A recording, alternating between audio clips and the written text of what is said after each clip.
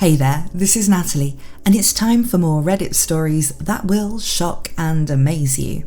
Possibly. We'll see what we've got in this video. Please consider subscribing because it really helps me out, and leaving a little like if you enjoy what you hear. Now, let's go.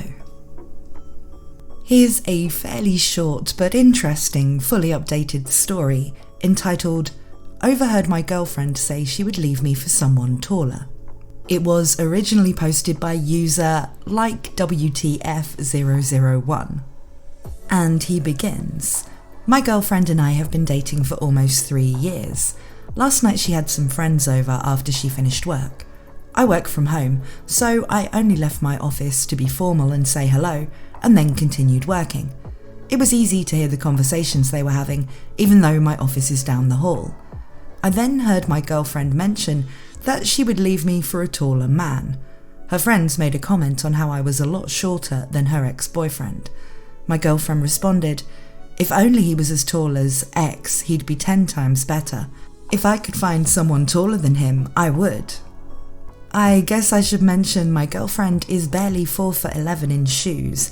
I'm 5'9". The issue isn't the height, but the fact that she would leave me for something so trivial. I talked to her about it since, and she said she didn't mean anything by it, just that she always dated taller men. She's apologised multiple times.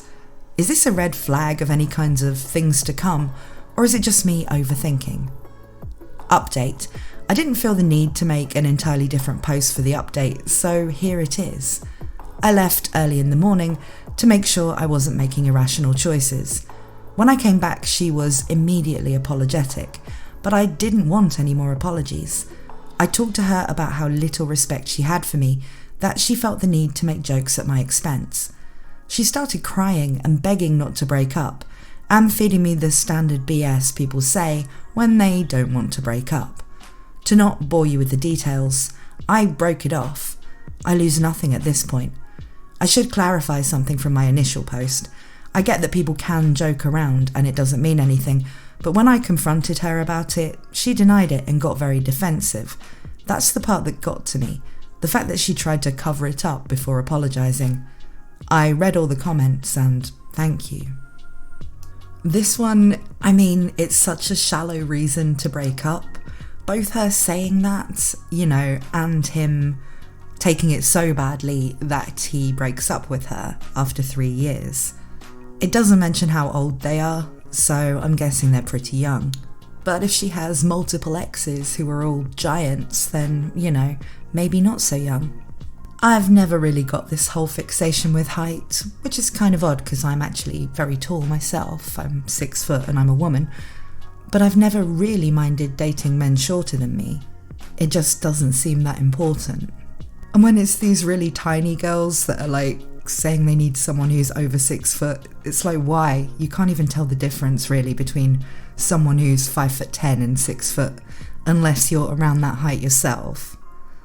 I think that people just associate the number with some kind of status. In countries where we use the metric system, it's usually 1.8 meters that's kind of regarded tall, which is actually more like 5'11". But I do think women care less about this than stories like this and the stuff you see on the internet would lead you to believe. I think women will probably throw out tall if they were describing what their ideal man would be. Don't get me wrong, it is seen as a good quality.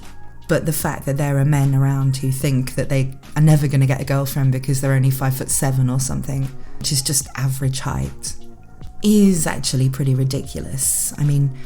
If you go outside, and I've said this before about other things, if you go outside and you look around at all the couples and all the families that are, just out on a sunny day or in a restaurant, anything, you will see couples that don't involve a 6 foot Chad with a huge income and, his beautiful but also a virgin girlfriend who's 17.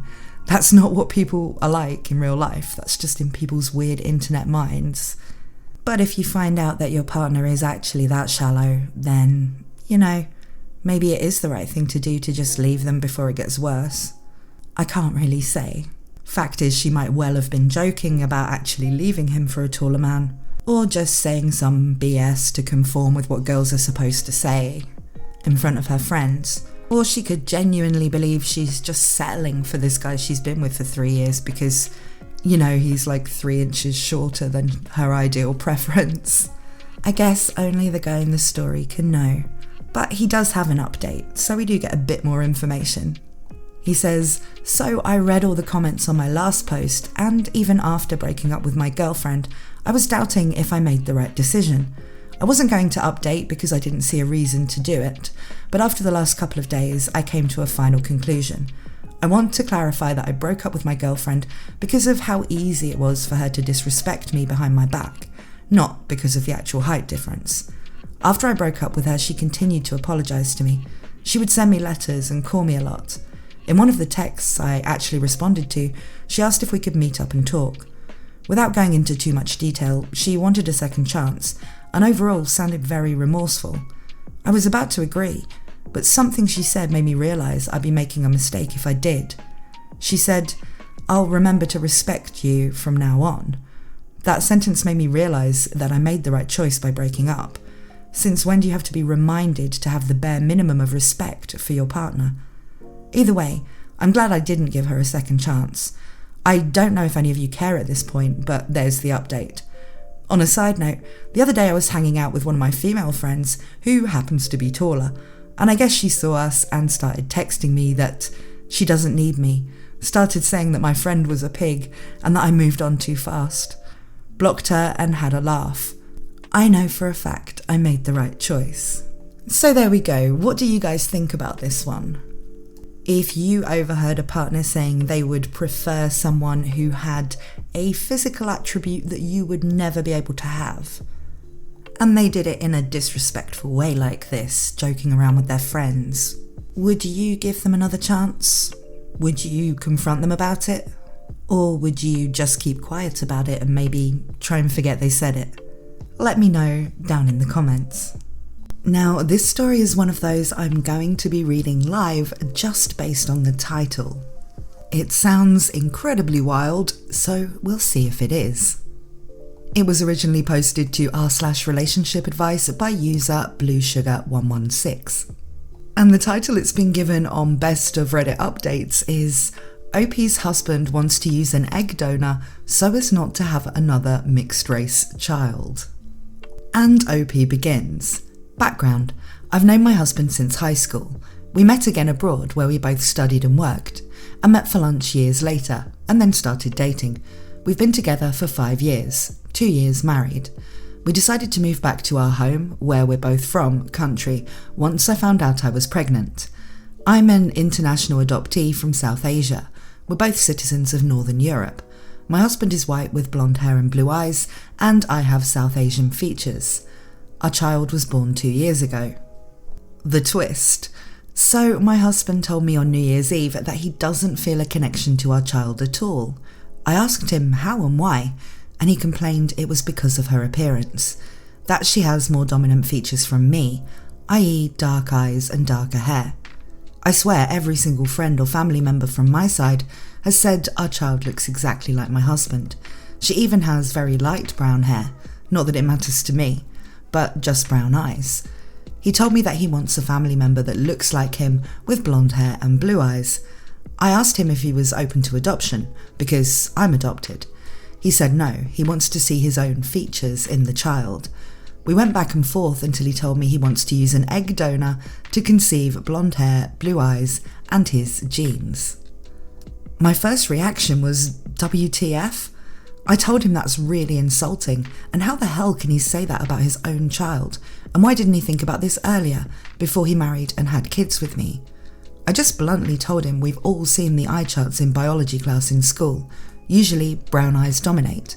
Why did he spew this all out now, 1.5 years after the birth of our child? We've been going back and forth in arguments, and he always brings this topic in an argument and gives me the ultimatum of divorcing or accepting him to proceed with the white egg donor or surrogate. I've tried hashing this out in therapy with an open mind because I have genuine questions. How do you think our current child would feel about the truth? How do you think the new egg donor child would feel about the truth? What do you think others will say about this? I've discovered that many of these opinions have been formed from comments from friends/family members that have received our child as an immigrant.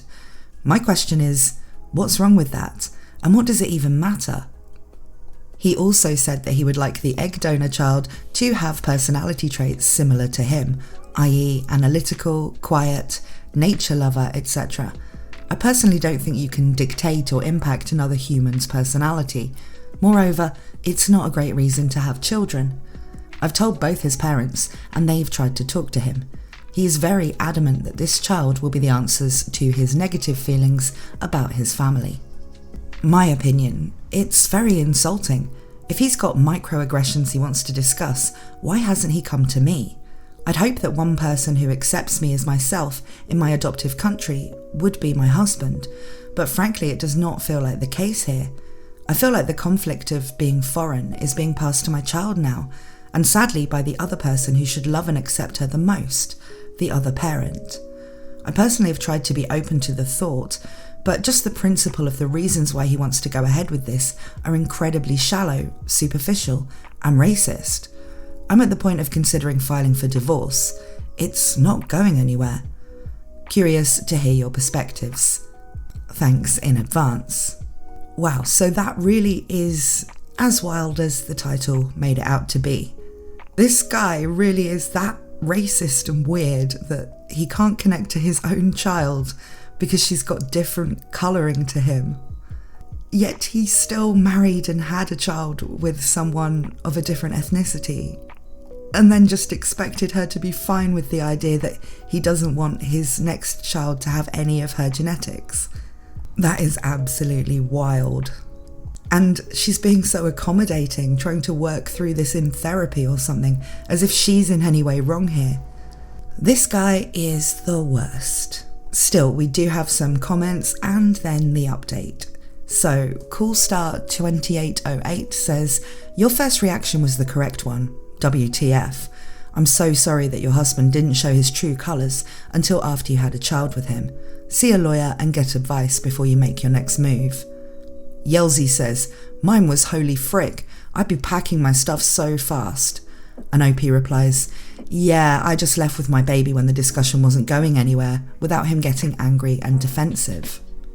Serene Adler 33 says, "Please don't bring another child into this mess with this selfish, ridiculous man. He's at best wildly narcissistic and sounds like he would prefer a clone of himself to an actual child. Your poor daughter. I hate this for both of you, but especially her." Law Prestigious 2789 says, "Don't forget racist." Slightly Stable Adult says, "The husband sounds like the kind of guy who is blatantly racist but says, 'I'm not racist because I have an Asian wife.'" Boring Passenger says, "Your child is going to be the last thing on his mind once he gets a new child with blonde hair. Don't do this to yourself and your kid." Lady Morgana 01 says, "It doesn't even sound like he wants a child. He wants a clone of himself." Yeah, the narcissism is definitely strong in this guy. But we do have an update from 6 days later. She says, "Guys, I don't know why I can't update the OG post, but here's the update on the situation." Update. So I've started talking to a legal advisor and have a conference call with her today. Weirdly, he's suddenly switched from wanting to work things out, aka find a solution, to conceiving a new family member that makes us both comfortable. I'm suspicious it's his father who has now talked to him, but this should be genuinely coming from him and not his parents whispering into his ears. I think he's realised what he's losing now. I am just so over this. I got kicked out of my own house, had to call the police to be let in by him. This was after he threatened to burn things in our property. I couldn't leave my baby alone there with him, and I didn't trust him. He also pushed me out of the kids' room and tried locking himself inside with her. I had to call the police again that morning, and then the social services people came to check on us. The other cause of friction that we've had is the newly bought house we moved into in January. It needed a lot of mandatory repairs, which I've paid for. I've done everything from cooking, cleaning, laundry, taking care of the baby, organising repairs, driving everyone around because I'm the only one with a car and driving licence. I've told him I'm exhausted, and he just doesn't care. Had the audacity to say to me the house is better run without me there. Rude. Ironically, yesterday morning he messages me inquiring what some maintenance guy said about the water boiler in the house because he was suspicious it was broken. Up until now, I've literally dealt with all of these things because he didn't care at all. I need a man who can take charge of some house duties, not a man baby who just takes me for granted. Since I left the house, I can also see that the floors have not been mopped for about a month, and our kid crawls. Yeah, she just needs to get rid of the whole man, doesn't she? This story is still ongoing, though this last update was from the end of May, so it's been a while, but it does seem like divorce is definitely going to be on the cards for this person. And in the comments on the update, Savage Potatoes says, "Hello, I hope you and your baby are doing well. As a biracial person of African descent who tends to date white men, your story intrigues me. Do you plan on sharing a follow-up? I'm hoping that this situation had a positive outcome for you." And she replies, "Thank you for your message. Still under negotiations. I think he's slowly starting to realise what he's losing and wants to work things out. But I think the damage is done here, and I need to get out of this marriage with my baby." Yeah, for real, there's just no coming back from having requested something like this so seriously. I mean, who'd even want to be the egg donor or surrogate anyway? I've got blonde hair and blue eyes, but I don't think there's any amount of money that would persuade me to do that, with the reason being that, my husband is really racist and doesn't want another mixed-race child. It's just ludicrous. But what do you guys think about this? Let me know down in the comments. Now here's a wedding-related story, which was originally posted to r/amithebutthole by user okbison9975. And it's titled, "I don't want my sister's boyfriend to propose on my wedding day." It's a short story, but there's some pretty good advice from the comments for anybody facing this kind of situation in the future. So the original post begins. "I don't want my sister's boyfriend to propose on my wedding day, but everyone is against me, and my mum said I was ungrateful because my parents are paying for the wedding. The wedding is on Saturday, and they just told me that last Monday. This was going to be part of the speech. I said no, so my mum suggested that I would, instead of tossing the bouquet, I would go and give it to her like on TikTok and he would propose. I said no. My mum got angry when I still said please no, because this suggestion would be at the end of my party anyway and wouldn't steal from my party. I'm not good at writing these things, so I'm sorry if I'm leaving out plenty, but I can't stop crying. Am I the butthole here? Sometimes I feel that I am, sometimes I feel that I'm not. I want to stay anonymous, so I'll not be answering any questions about my location or names." OP also stated in the comments that her sister knows and she likes the idea of this proposal. So in the notable comments for this one, Salty Conversation 54 says, "There was another post on here like this. The bride and groom warned the groom's family about the proposal. The groom's family and the bride's friend booed them when they did the proposal. I thought it was an awesome idea." And Curious Catkins 96 adds, "Before the service, before the bride arrives, have the best man stand up and announce, 'We've heard that someone here today is planning a proposal. Can we all agree to ignore any such attention-grabbing behaviour should it occur and keep our focus where it belongs, on the bride and groom? Thank you for your understanding.'" Pitiful Specialist 887 says, "I attended a wedding recently where the bride actually grabbed the microphone at the beginning of the reception and asked her sister to come up, then looked her in the eye and said that she had something to say to her and it couldn't wait. Then she called her sister's boyfriend up and handed him the mic. He proposed. She said yes, they kissed, and the bride grabbed the mic back, shook her head and said, 'Kids, am I right?' Everyone applauded and the bride had all the attention on her. It was fun and funny. Maybe you can do something like that." Magdovus says, "You have to assume he's going to do it anyway. First up, tell him not to by text. Get a screenshot, blow it up to poster size, get several copies printed and keep them out of the way. If he does it, you unveil them all over the venue. stick them on his car and your mother's and kick them out. If you don't take decisive action, you'll continue to be walked over. But then there are a couple of commenters who actually don't agree with OP. Clash Bandicooty says, "Yeah, personally I think it would be super romantic if anyone got engaged at my wedding, but that's just me." And CrazyAge1423 says, "Dear OP, how old are you? This will be a very unpopular opinion probably, but as they say in my country, the one who pays orders the music. Which, although I'm feeling for your situation, makes me think that you need to let it go." I guess suggesting that because the parents are paying for the wedding, they should be allowed to decide on things like whether or not this proposal gets to happen. Personally, I think it's incredibly rude to do something like this. I mean, publicly.